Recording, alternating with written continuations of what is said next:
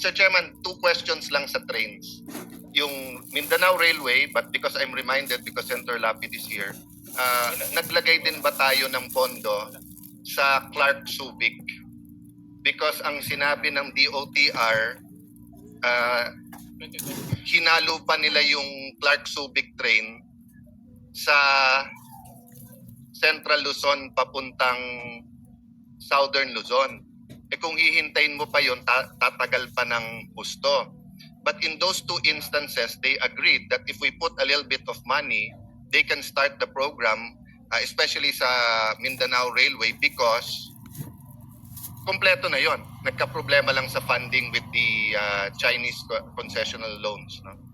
Doon sa information ho namin during the budget briefing and also yung mga briefings before, apparently nag-withdraw ang DOTR doon sa Chinese ODA because of delay and also wala nang interest for both parties to pursue it. But in the 2025 budget, under the unprogrammed funds, meron silang inallocate under the program funds may na-allocate na 200 million pesos. And ito yung ginagamit nila for preliminary works. In fact, may nakita ko sa news na meron na silang mga parcellary, surveying, so ginagamit nila ito. For 2026, wala po dahil walang loan na request. Yes. But Mr. President, that's why we have interpellations, di ba? So ang hindi naging proactive, ni hindi naging reactive ang DOTR doon. Parang sa kanila, hintayin natin yung loans.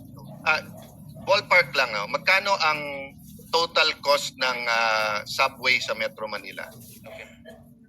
Sorry, may dagdag lang po ako, Minority Leader. Sa 2026, merong 1 billion for the Mindanao Railway under GOP counterpart. Ang wala lang doon yung loan. So they're expecting hopefully na magkaroon ng loan in the next few. I'll not belabor the point, Mr. Chairman, Mr. President, but just to give you a apples to apples comparison, magkano po in general yung ballpark figure ng ating Metro Manila subway? It's about 500 billion ba? Alam ko mga ano ho yan, mga if my memory serves me correctly, mga 400 billion dollars. Okay. $400 billion. $4 billion. $4 billion. Yeah. So mga 200 billion pesos. Yeah, okay. More or less. Mga sa phase 1 ng Mindanao Railway, it's 100 B. And they said that if they get 10 B, they can hit the ground running. So what is 10 B compared to the 6.7 trillion at meron tayong unprogrammed na 170. So if you want, lagyan natin ng 5B sa program, 5B sa unprogrammed, although we're against the unprogrammed. But my point is, Mr. President, hanggang kailan maghihintay mga taga Mindanao na alam naman natin pag sinabi mong next year, loan pa lang yon, that's another 2-3 years, then another 2-3 years bago ma-implement. But they said because nga nag-pull out lang yung financing, Chinese funding, everything is ready.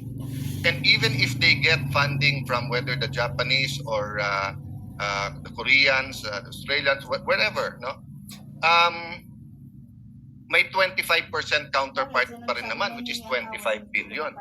So they did not put any, there's no hesitation in their part. Tinanong ko diretso, kung bibigyan namin kayo ng 10 to 25, kaya nyo na ba simulan? Yes. So, in fact, I would even say, why doesn't the Maharlika Fund invest there? O why don't we package it sa ibang mga oligarchs natin na kung kukuha kayo ng mga highway na gagawin yung tollway, pero eto naman, ano yun rin. But ang point, Mr. President, this is such a great opportunity. Nalagyan natin ng 5-10 billion. Let's not let this opportunity go away. Yesterday, we were speaking about 50 billion. We were talking about certain pricing. So meron tayong leeway doon, di ba? So may I appeal to the chair that whether it's 5 sa unprogram, 5 sa program, let's show Mindanao na despite the politics that is going on, hindi sila casualty sa politics. Ako ay support po yung Mindanao Railway dahil alam po natin na ang Mindanao is our food basket. Diyan po talaga nanggagaling marami sa ating mga produce at Ang weather ho nila relatively smooth throughout the year. Pero ang transportation logistics, mahal rin kung hindi ho gagawin yung ating railway system. So magandang idea ho yan. I'm not that sure, Mr. President, about yung pagtaas ng population sa home city mo. No? But kaming magkatabi, Muntinlupa at saka Taguig, ano kami, two of the highest in Metro Manila, I think in the country. And basically, lumilipat is from Central Luzon, from Bicol, Yeah, tama from kayo. Visayas, Mindanao. Kasi nga, pag nakitang may trabaho, may libre ang edukasyon, hinahatid sa bahay yung mga gamot, di ba, lumilipat dito. But you know, if we start building the railway, I'm 100% sure yung ating mga mall owners, yung mga land developers, will start their development kung saan yung mga stasyon ng tren. So it will be such a good sign in the midterm. No, I'm a little bit cautious kasi of administration starting something pag last year na nila. For many reasons. I mean, sa first year ng Marcos administration, the former DOTR secretary, parang biglang delay yung sa subway sa Metro Manila, di ba? So from having stations opened in 2026, naging 2027, naging 2028.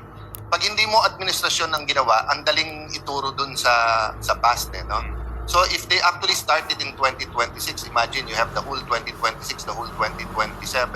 And it will really be a good sign that despite, you know, some, how do I put it diplomatically, animosity between the president and the vice president, painful discussions of impeachment between the House of Representatives and the Senate as an impeachment court, hindi casualty ang Mindanao because we will still put that funding. And 10 billion is basically the budget of 2 or 3 congressional districts, Mr. Chairman. So may I earnestly push that we include that in the amendments today. Kahit 5-10 billion, kahit saan program yung We'll confer and consult with His Honor kung saan magiging accounts doon. But I support that. Maganda ho talaga Mindanao Railway. Senator Villanueva was whispering to me that there's only 12 senators here, but I was informed my sister is here, so there's 13 already. So we can decide. The second question also is it's music to the ears of our majority leader that meron tayong quorum.